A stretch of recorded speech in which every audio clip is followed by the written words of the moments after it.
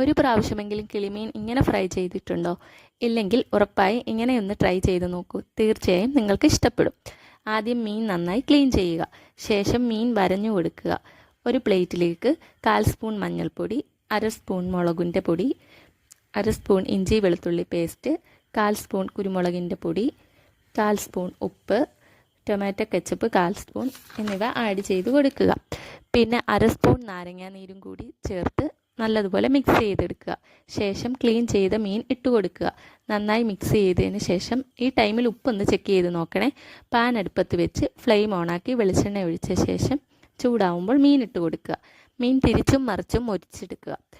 ഞാൻ വെളുത്തുള്ളി ചതച്ചത് കറിവേപ്പിലയും ഫ്രൈ പാനിലേക്ക് ആഡ് ചെയ്ത് കൊടുക്കുന്നുണ്ട്. ഇഷ്ടപ്പെട്ട ചാനൽ ലൈക്ക് ചെയ്യണേ, സപ്പോർട്ട് ചെയ്യണേ, സബ്സ്ക്രൈബ് ചെയ്യണേ. താങ്ക്